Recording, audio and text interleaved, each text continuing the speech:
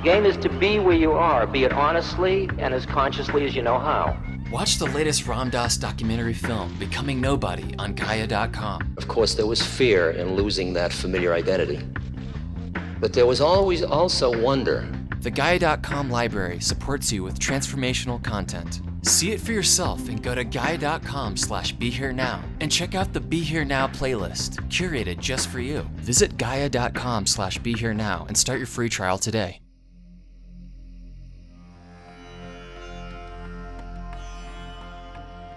Welcome to the Metta Hour with Sharon Salzberg, where Buddhist wisdom meets everyday life. This podcast is brought to you by the Be Here Now Network and features interviews with the top leaders, teachers, and thinkers of the mindfulness movement and beyond. For more information, visit BeHereNowNetwork.com/Sharon.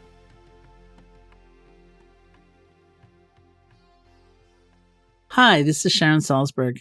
For this episode of the Metta Hour, we thought we would rebroadcast an interview I did with Rhonda Magee in September of 2018 about her book, which was just about to come out, The Inner Work of Racial Justice, Healing Ourselves and Transforming Our Communities Through Mindfulness. It's a fantastic book, and she's a fantastic person, and it seemed like it would be an appropriate time and a really useful time to replay this interview.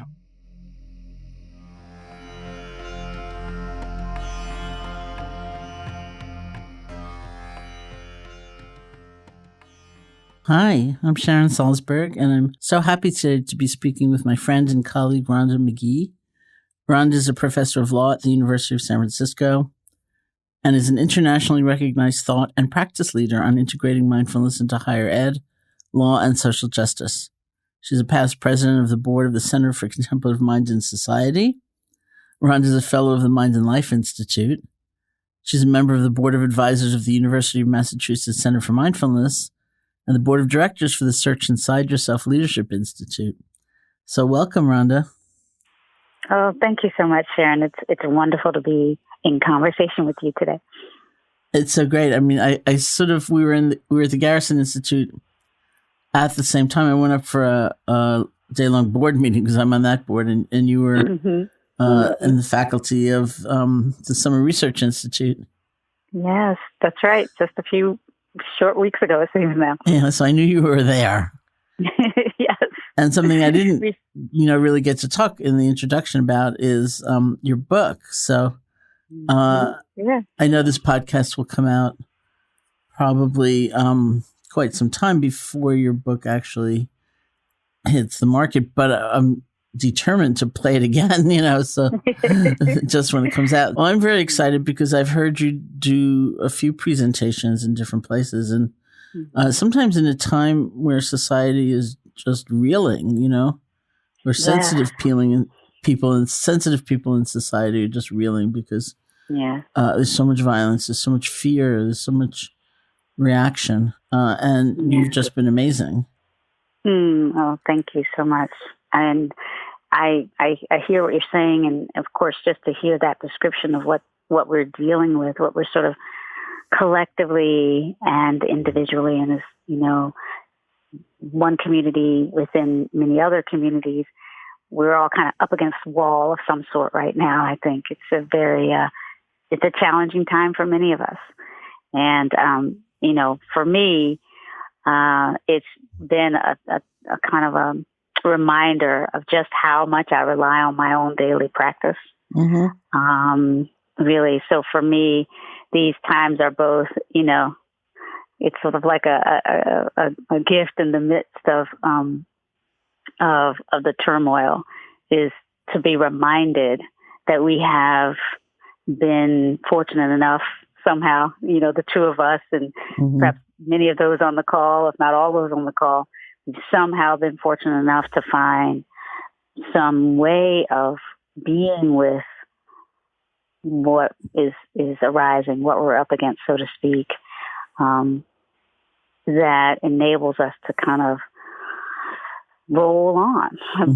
So what they call resilience arises somehow, or just being able to stand on another day after wave of being present to the violence, the pain, the suffering that so many people are living with in these times. I'm curious, what first brought you to the path of mindfulness? So, often when I think about answering this question, I have like many different ways I could answer. One is to say that in a certain sense, I feel like I was sort of born on the path because I was one of those kinds of kids that sort of just had a natural gravitation towards silence and toward reflection. And somehow, I have, vague memories of just being a very, very little girl, even in the playpen type of thing that I had in my home. Just sort of being aware and being somehow aware that there was more than this. I don't know how I have words for that. And as a little girl, being one of those types of kids who would, watch the clouds in the sky and really appreciate the sense that the sort of dimensionality of experience was something that I think I had access to from very early on. I also grew up in a home where a kind of Christian religious practice was very, very present. And so I actually had a grandmother who had been called to the ministry. And during the first few years of my life, when my parents were having some problems and their marriage was ultimately headed toward breaking up, I actually spent a fair amount of time with my grandmother, including waking up mornings and realizing that she was already up usually, or every day really, that I recall. And there would be this light emanating from the door of her bedroom. And I, had learned we don't interrupt her during that period when she's still in that bedroom. And she would come out and continue a period. I later learned she had been praying and reflecting, centering herself in her own kind of contemplative practice, again, Christian-based, and just to see that she had this kind of disciplined way of centering herself every day. And from there, she would come out of the room, and often, if she had time, in most days, she would have some time to do some reading, so a different kind of discipline, the allied discipline of meditation, the sort of study. She would be reading the Bible. And then from there, she would, make sure the rest of the family was awakened, prepare breakfast, get us all up and running, off and running to school. And then she went off to work. She, like a lot of African-American women, from generations and generations ago, had to work. So, so she modeled or embodied, I would say, a certain kind of awareness practice, commitments to awareness practice for life, that stuck with me in some profound ways, so that later when I was in my own period of transition, had moved from the South where I grew up out to the West Coast to California after graduating from law school and studying sociology at the graduate level and having been an Army officer and done a lot of things by my mid-20s. But I had not found a way to kind of regularly reconnect with a deeper sense of myself. So out here in San Francisco, I actually just started looking for a kind of support, something that I felt would maybe be akin to what my grandmother had. But at that point, I was really interested in a way of accessing my own inner resources that would specifically help me work with my mind, as opposed to the kind of particular ways that I had been introduced to Christianity. So I was really open to the idea of some sort of practice for calming the mind, because I realized I had been this kind of traditional student for a very long time, studying and thinking and being very focused in the, on the thoughts, really. And so when I realized I couldn't really relax, like I couldn't let go of thinking, so I finished law school and I had this little period between starting to practice law and having taken the bar. And other people took trips and did other things. But I was, so focused on being concentrated on the mind that I realized I had a real trouble even relaxing, even letting go. So that's really knowing that and knowing that I was about to start practicing law. And I kind of felt like if I hadn't found a way to make myself better able to be my own best resource for dealing with anxiety and stress, then I would have a really hard time moving now into, practicing law. So I started looking for some deeper support. And that's how I began the exploration of what I later learned to be mindfulness practices. But, started reading various different texts. A lawyer, being trained as a lawyer and a person who had been in graduate school, reading first was often, the way I did it. So I found the teacher's writings on Hindu practices of meditation, Eknath Easwaran, who's a teacher out here in the Bay Area, and he'd written a beautiful book on the Bhagavad Gita. And so I basically explored a number of different writings about these traditions, some of the teachings of the Buddha, as well as others, and eventually started, visiting meditation halls and centers, and ultimately found my way to a sangha of lawyers here in the Bay Area, a small group of lawyers, which was fortunate to have Norman Fisher as our teacher. Right. So that's when I really started to settle and focus and really benefit from the support of a regular practice community, with Norman certainly being a Zen priest, Zen a master teacher, but also someone who drew on his own background, having been raised in the Jewish tradition and heritage. And by the time I joined his group, he had left the San Francisco Zen Center and had founded his Everyday Zen organization, so which was very focused on helping support bringing the practice into the world. So for me, by then it was the early 2000s, and but that was what got me more deeply settled into a regular practice with a regular teaching and practice community. And when did you meet Jon Kabat-Zinn? So I met Jon in the later 2000s, and by the time I met Jon, I actually already begun offering meditation to lawyers and had was one of the early members of the legal academy, because by then I was teaching law at the University of San Francisco, and I had been supported by my lawyers sangha, Norman Fisher's little group. We had all sort of decided and been encouraged by Norman to begin taking the practices into the world that we saw, the suffering that we saw. Some of us were lawyers, some still. Others were like me, law professors, and some were judges.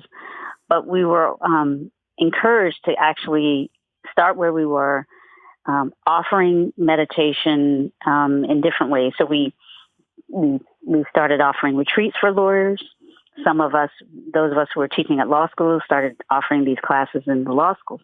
And so because of that work, somehow I met the guys behind Mindful Magazine, which hadn't launched yet, right? They hadn't quite launched, but Jim Gimian and the entire team behind Mindful, the editorial team, were folks that somehow found me in the work that I was doing. And I ended up meeting Jon Kabat-Zinn and Saki Santorelli at an event put on by the team behind Mindful in New York City. I think it was like 2009 or 10 or so. And it was an event that was specifically aimed at showcasing the different ways that people were already bringing mindfulness to bear on the problems of everyday life. And so, I met him and Saki, and I just had this wonderful sense of meeting people that I somehow had a deep resonance with. And I was, I'm embarrassed to say I really hadn't heard very much about MBSR before then. And so here we were, trying to translate Buddhist teachings into something that would be of benefit to lawyers and different people. And to find that John had already so beautifully done this, starting where he was at UMass, helping people who were suffering with physical pain originally, but really then helping support bringing mindfulness into the medical profession. I mean, it was just like, okay, all right, we do not have to absolutely reinvent the wheel. And it just felt like a really beautiful meeting of sort of, people who are already in sort of in community or communing around the same kinds of work. And so I then decided, yes, let me go ahead and take an MBSR class. And that led me to doing teacher training through the Oasis Institute at the University of Massachusetts Center for Mindfulness with John directly, but also with a number of different really excellent teachers through the Center for Mindfulness, and through that, really developing a particular set of practices in a community, now an international community of people who were really trying to continue this journey of translating the deep traditions of the Buddhist teachings, the teachings of the Buddha, making them accessible as broadly and as widely as possible as human practices for well-being and sanity. Nice. Yeah. Nice. It's funny, like, it seems to me like when Joseph Goldstein, Jack Cornfield, and I came back from Asia, Joseph and I from India, Jack from Thailand, it was 1974. And a million years ago. And then when, so when we began teaching, which was right away, either the very first teaching was through Naropa Institute. And then we started getting invited to do retreats. And the retreats were, first retreat Joseph and I did was a month long. And then they were maybe 10 days long or 2 weeks long. It was always changing, but it was just open. Whoever signed up, we'd be like so grateful somebody signed up. And there weren't many, but there were some, and there were enough to keep us going. And so, but everything was like whoever showed up was there, and we never knew really, what they did for a living or anything, unless we happened to know them. And then as the years went by and things got just a little more. Every now and then we'd get an invitation for a certain population. It wasn't just a general open thing. And the first wave was all lawyers or law students. We had a program at Yale Law School. We had a program at Columbia. We had different law firms. And I just wondered why now, of course, there are journals and there's your work and there's, it feels like such a prominent offering compared to other professions, perhaps. And, now there's a movement to try to bring mindfulness to medical school and things like that. But, and I always wondered why. And so I've asked different lawyers, why do you think that the legal profession was were the pioneers, and I've heard everything from, because we suffer a lot, to, we spend all day long in disputes, we need to we need to relax. So what do you think? Yeah. I think it's probably all of the above and more. It absolutely is true that that there's a lot of suffering in the practice of law. I teach law students, so I see it starts pretty soon. Like as soon as they come to the profession, as soon as they come to law school, the way we teach law is still, tied to traditional ways we've been teaching law for over 100 years. And studies have shown that some, while the things that we do to train people for everyday practice in the core competencies of lawyering, arguing, analyzing things from a perspective that's very, sort of very framed around a certain set of inquiries and things that are relevant and things that are not. The way we train lawyers to think and to kind of be in the world can be for many, many, many, many people while on the one hand, again, useful in the world. We know it sort of opens doors for people who've been wanting certain types of opportunities and wanting to be able to engage in that kind of discourse. But on the other hand, it's also very alienating for a lot of people. People start to feel they've lost their own sense of their values. They can argue one way, argue the other way. The question of what really is meaningful to us as individuals, inhabiting that role of advocate, mouthpiece, if you will, it becomes a little lost. And you find that. I find that in students. I found that in myself, first of all, as a law student.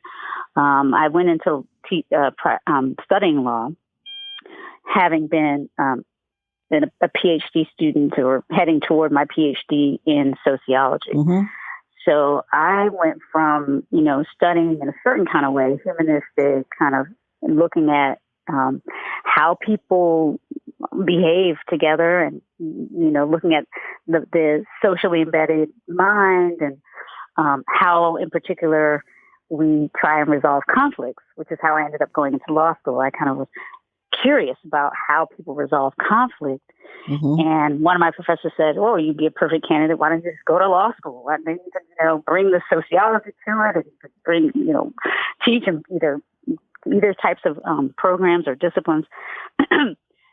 But from that experience of moving from graduate school in sociology to law, I could really see a radically different way that the legal profession oriented, socialized its members, and the sort of way in which that would often cause us to sort of shut down important parts of ourselves. Our emotional awareness, for example, would often not be what was seen to be most valuable.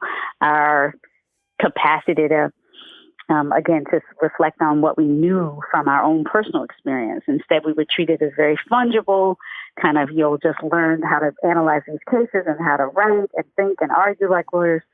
So my own experience is resonant with what a lot of research has shown, which is that the way we train lawyers is part of what I think causes a certain kind of suffering that makes us, sort of look for ways to ground ourselves, to heal ourselves, to address that suffering.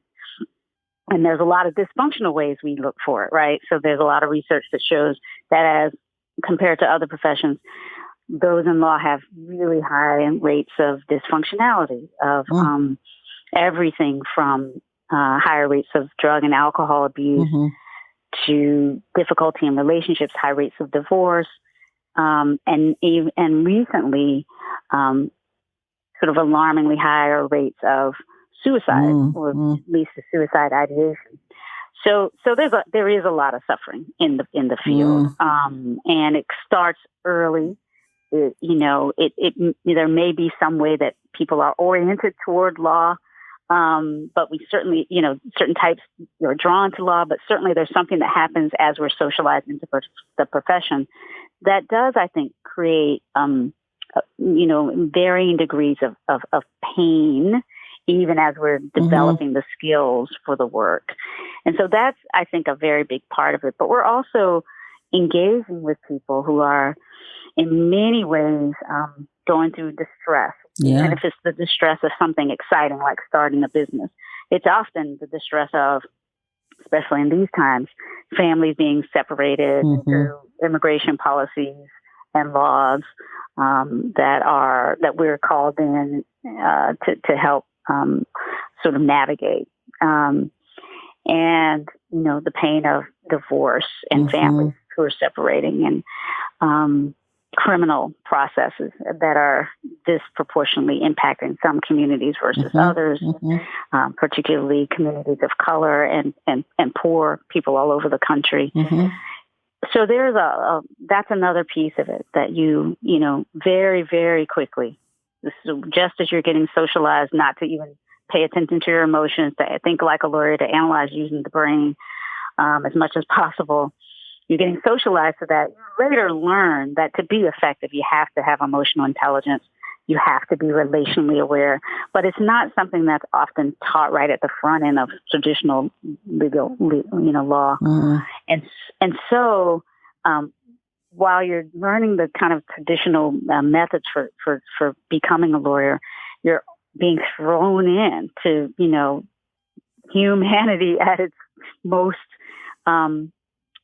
challenged. And so I often have law students who talk about coming in and being excited and, getting into a clinic to help with divorce or the death penalty cases that are, trying our souls all over the country. And they get into that work, and then students find they don't have the resources to support sustaining in the face of all that they encounter there. And so that's another reason why I think, once you're really standing alongside a condemned person or, someone and their family members, and having to be the person to translate and stand with the family after the person's been put to death, which some young law students actually have had experience with in clinics at schools like mine. Or if you're right there trying to help a young woman leave an abusive relationship, filing for separation orders, a divorce, restraining order, feeling like you're doing something really good and meaningful to help someone get free who's been, by her own testimony, abused, let's say. And then, as happened not too long ago in a school that I'm familiar with, to have that young woman, to have the clinic file papers for separation and temporary restraining order on Friday, and come back to school on Monday and learn that the woman has been murdered by her partner who got those papers and reacted violently. So this is what people in law face from very early on, and we're often not well equipped for it. So I am not surprised at all that we have done things like develop courses and brought them into the legal law school curriculum that support bringing in emotional awareness, relational awareness, compassion practice, empathy practice, right into the curriculum for law school, but then continuing it through many different ways that lawyers now, through continuing legal education, is available at the different bars, whether it's New York or California or Texas or North Carolina, right? All across the country, there are opportunities for lawyers to learn skills like meditation and compassion practice, gratitude practice, but different ways of helping sustain themselves in the practice. And so, we've managed over the years to turn outside of the traditional curriculum, add to that traditional curriculum these skills and these practices that we've learned from the curriculum of life, if you will, and from the wisdom traditions that we've been fortunate enough to encounter. So that bringing mindfulness into the spaces where we learn and practice law has become a bit more normal. Still not so normal that, it's easy, but it's a lot easier than it was today to introduce these practices than it was even 10 or 15 years ago.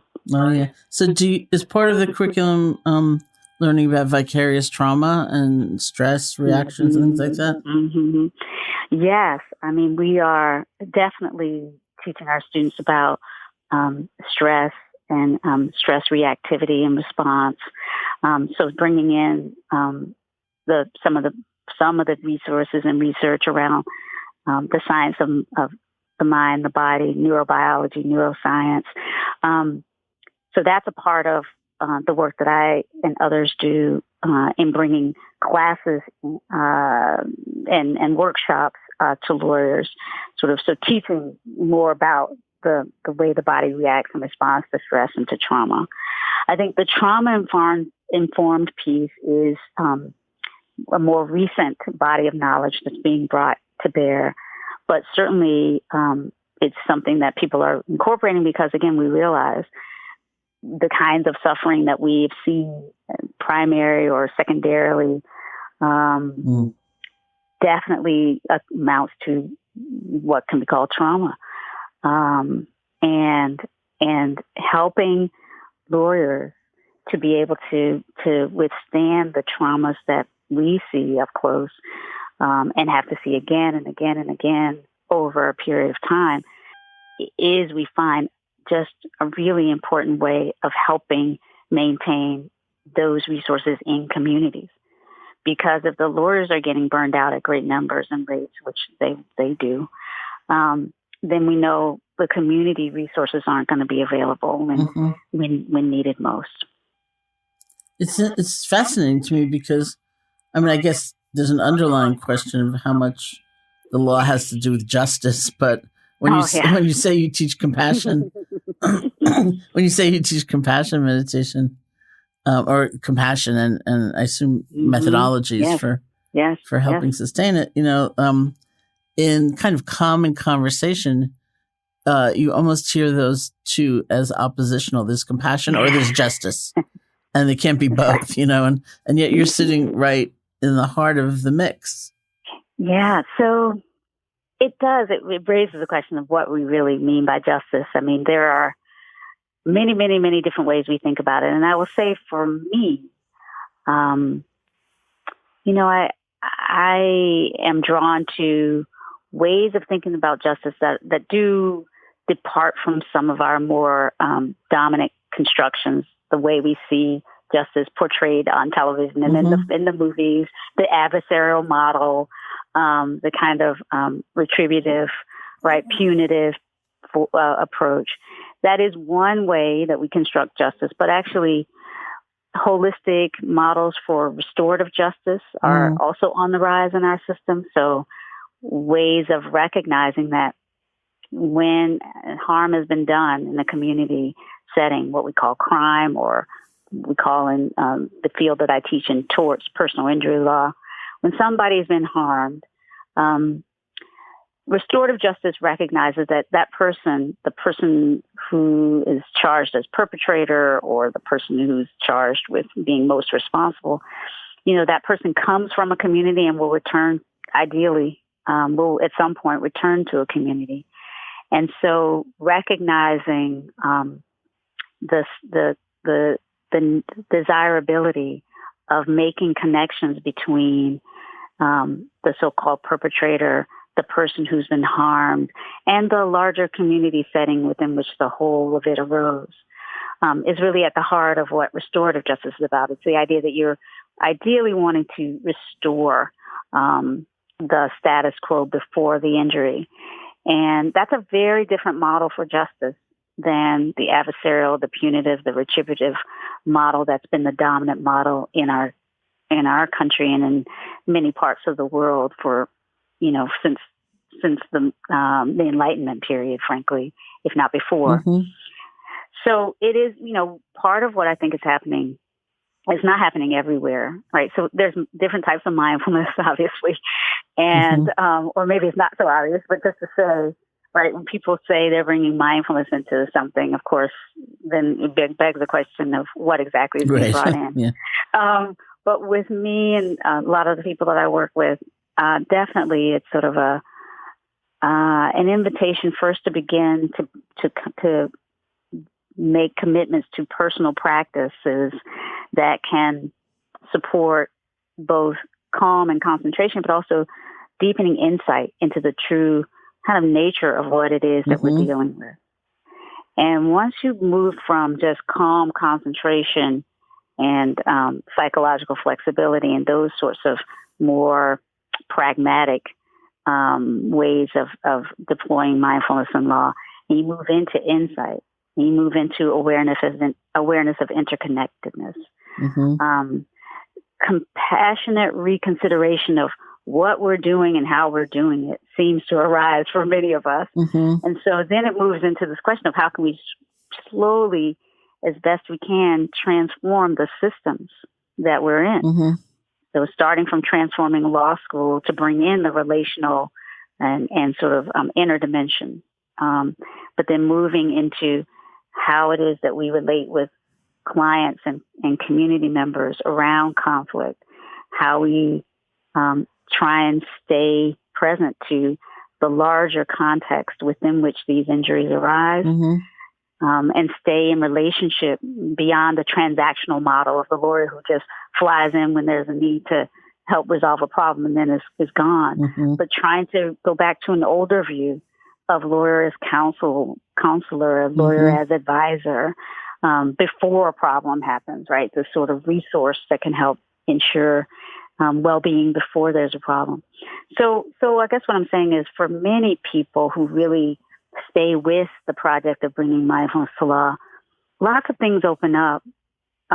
Certainly, again, I think these are more on the margin than in the mainstream, Mm-hmm. but certainly on the margin and amongst those of us who teach and really reflect deeply on what it is we're trying to do with bringing mindfulness in, questions about how we might ultimately start to shift and open the sort of the sense of the possible when it comes to what our legal system might do. So how can we bring human dignity back in? How can people who are being processed through the system, who may need to be held accountable in some formal way, but can we do that in a way that respects deeply the humanity of every person in the system? Wow. And so, so really trying to slowly, I mean, it's a huge, formidable system. So we're not changing anything overnight here. Mm-hmm. But the idea and the hope is that if we can, starting with ourselves, bringing a sense of what I call personal justice to the day-to-day being in the system, from there, really being able to see more clearly what harms are being done, not just by the so-called perpetrators in these systems, but by every actor in some way. Mm-hmm. And how can we minimize that harm that we do? How can we reduce the suffering? And what does that suggest for how to change, not just ourselves, but the systems we're in? Well, actually, there are a couple of things I want to ask about that. One is, when you said something in your very beautiful description of this vision, of this possibility, and something about before the harm is done, the attorneys. And I thought, my first thought was, I'm so terrible, was who's going to pay you for that? So just like in the medical system, people say quite correctly, we don't have a health system, we have an illness system, and so then I was thinking, well, without the breakdown in the societal expectations or without the so-called criminal act, where does the lawyer fit in? Who pays for them? Well, the question of who pays is right on time. We're in a capitalist society. I mean, but from a kind of we know from the traditions on which we draw for this work, it calls into question the whole tendency to monetize. And so we have a foot in all kinds of different, we're in this world where people have to get paid and all of that. And of course, our students who come to law school come because they want a profession that will help enable them to make a living in a world, right? So, and yet, I guess when you recognize that as a member of our profession, you are taking an oath to serve. Again, this brings up all kinds of ways of really looking at the disconnect between what it is that lawyers are sort of privileged to be able to do on behalf of society as a profession, right? We actually are sworn to in our various states and state bars and all the ceremonies. We are taking on a particular role, a public service role on behalf of the system, in behalf of communities, on behalf of communities. We are, really meant to not be only for ourselves. So we have to do this delicate balance of needing to take care of ourselves, but also needing to have some kind of what traditionally is called pro bono recognition that we are not, if all we see is the pathway through which, at the end of which there is a payment, we are missing something. And that's true for lawyers, even irrespective of this question of mindfulness and compassion as a part of it. And so trying to find a way that we can sustain ourselves, but through which we can also be of service to those who have no money to pay us. has always been a part, I think, of the traditional mandate for lawyers. We just don't typically talk about that, especially in contemporary 21st century United States or around the world, when we're so often sort of drawn into, again, this hyper-capitalist sort of sense of the necessity to monetize every single thing. So, again, I think the core of our profession has something to say against that way of thinking about what we have to do. But certainly when you start to bring mindfulness and compassion in, you start to realize that there's going to be an ongoing conversation around how to serve, and how to find ways to be of service, some through which you'll get paid, some through which you will not. But that ultimately, overall, make for a meaningful life. It's really beautiful. And the other thing that came to my mind was you said something about personal change and system change. Personal justice, yeah. Yeah, and, so first I really want to know what personal justice is, but, looking back at my own life as a meditator, somebody who pursued mindfulness, really very young, and it was all about my personal pain, and it just had to be, because it was so compelling. And I might have been in a situation endlessly chanting, I'm practicing for the sake of all beings, but really not, I mean, it was just something to say, but, yes. and for many people, with significant personal pain, that is going to be the reality. But there's something about that movement, from being more consumed with one's own situation to even seeing the need for system-wide change. I think this is not. I don't think this is something that comes easily, and for a lot of people, like I think kind-heartedness can and will. The example I keep using is, like if you really practice sincerely, mindfulness or whatever, I think your heart does open, and you're approached by someone on the street for some money, and you recognize this as a human being, and that's very genuine and unforced.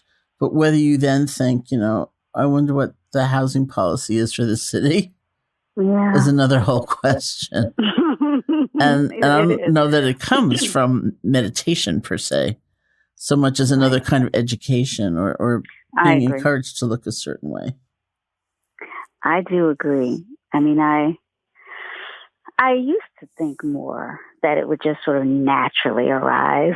But then I just talked to so many people. Yeah. I've talked to so many people over the years who have sat for a very long time, who have told me it doesn't naturally arise to me. Yeah. That I kind of realize or have come to the belief that, that while it might, right, while sort of sitting and becoming more conscious of the inherent interconnectedness of all things, that for me can arise just by, a conscious reflection on the breath, right?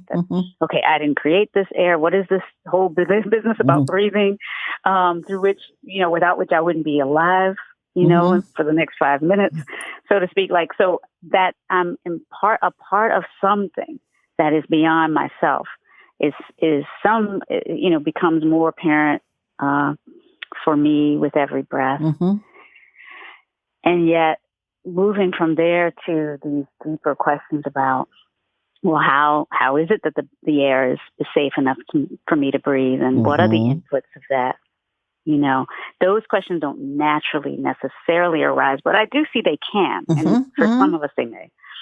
But for others, especially, I think it varies. It may vary quite a bit depending on how one is introduced to mindfulness and meditation. If it is presented as just that personal practice of sitting, and you're not often invited to turn toward these questions of what it really means to breathe in a world, to live in a world, to be able to eat, to be able to enjoy peace.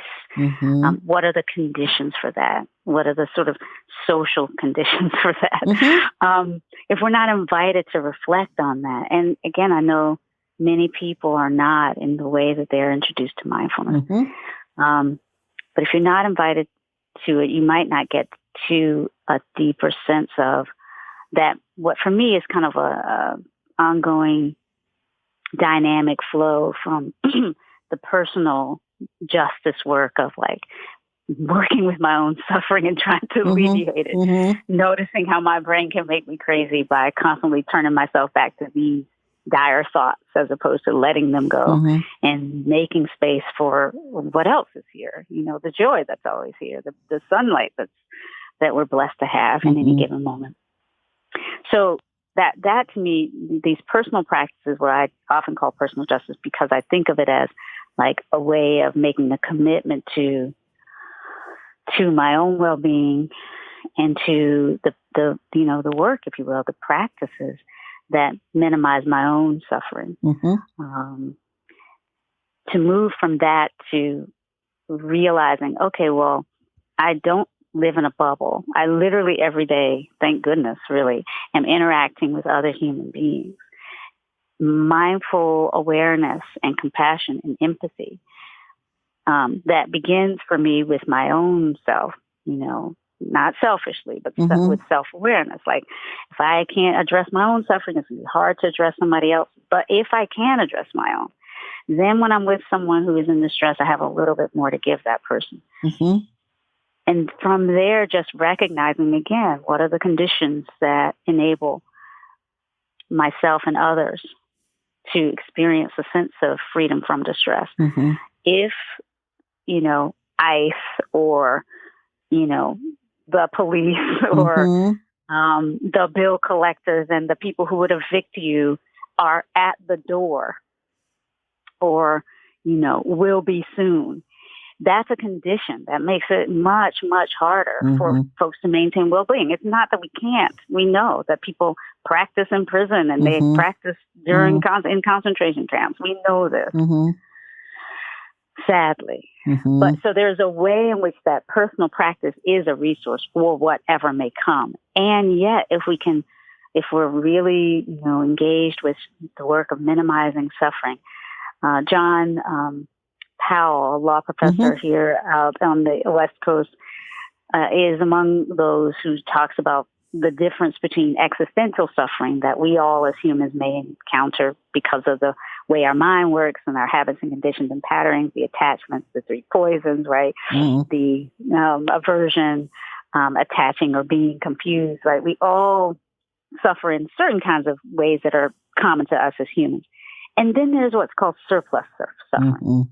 The extra stuff that we as humans devise for each other through systems, through policies, through laws, through community practices and cultural ways of being.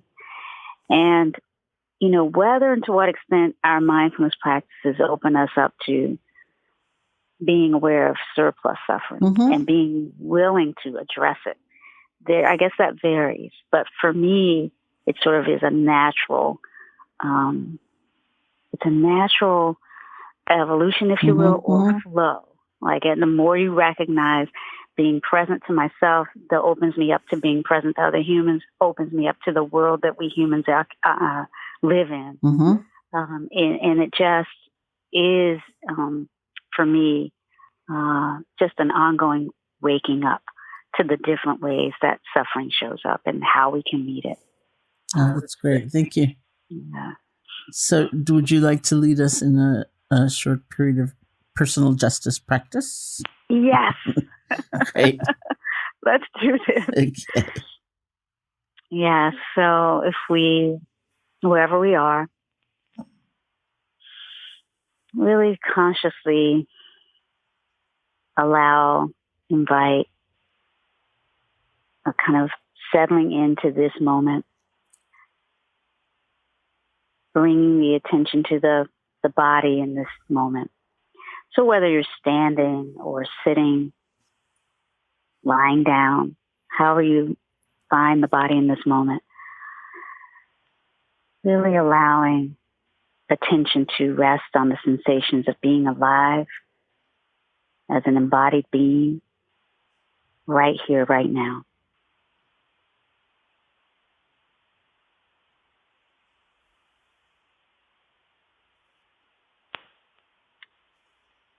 with the intention of bringing kindness to the experience, really noticing the position of the body, perhaps the points of contact between the body and the floor in this moment.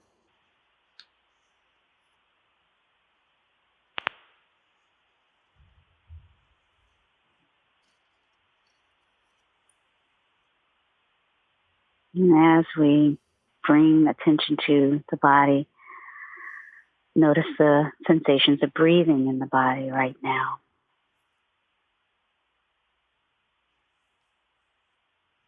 So picking up on the in-breath or on the out-breath, wherever you happen to rest the attention. And really seeing if you can continue to follow along.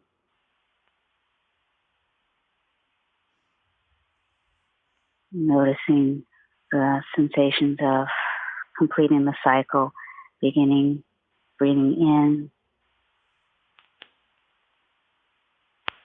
Noticing that point where you shift into the out-breath.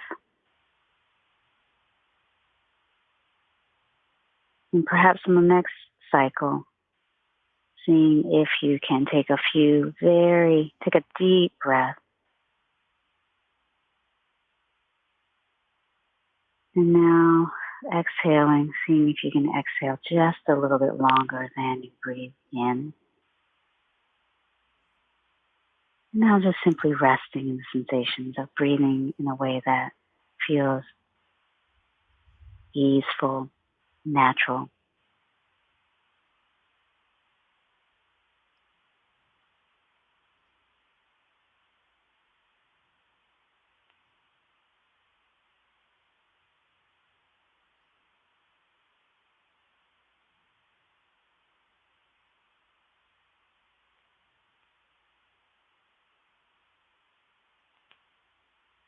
And as you breathe in and out, sensing into the stillness in motion that can arise when we settle into a few moments of mindfulness meditation practice.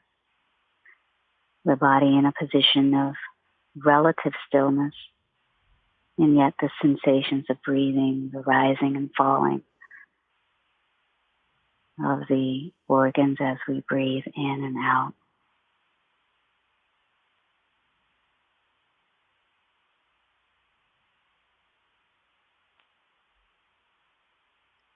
Noticing, if we will, the other parts that may also be moving, thoughts that may be arising, emotions that might be coming as you sit. And so with gentleness, allowing whatever is present to be here. With kindness, recognizing that you are in this moment alive, and that as you're breathing in and out, there is inevitably much that is right with you. So even if there is some pain, whether physical or emotional, see if you can recognize what is there, breathing in and out, and recognizing what else might be there. Is there calm? Is there peace? Is there a sense of what is well within you in this moment?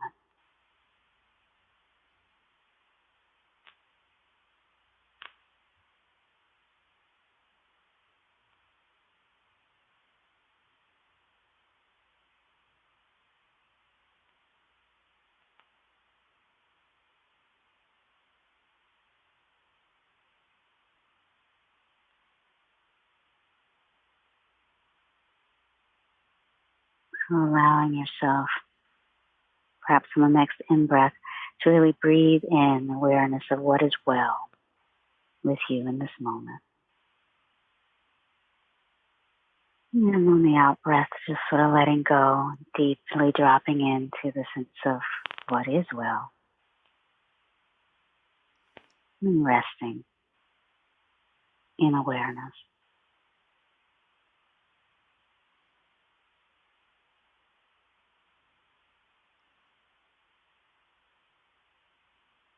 So as we draw these few moments of meditation to a close, might invite a kind of a conscious embrace of some aspect of what you'd like to carry forward from this practice into the next part of your day. Perhaps an intention to pause from time to time, sense into what the body might need. It might need water. It might need calm. It might need a few minutes of silence. It might need to call and contact a friend. So see if in the next few moments something arises that you'd like to identify as an intention to carry forward, some way of staying in contact with what the body needs for just, kind support on your journey today.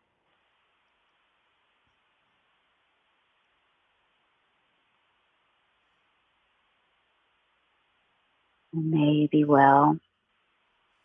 As we draw this to a close, I invite you to, in whatever way is natural and normal for you, re-engage with this present moment and all that lies before you as you move into the rest of your day.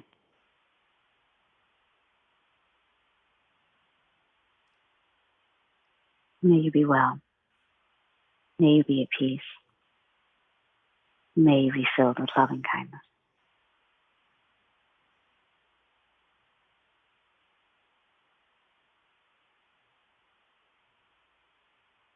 Oh, thank you so much. I think I'm going to put you on a loop and just listen to you all day.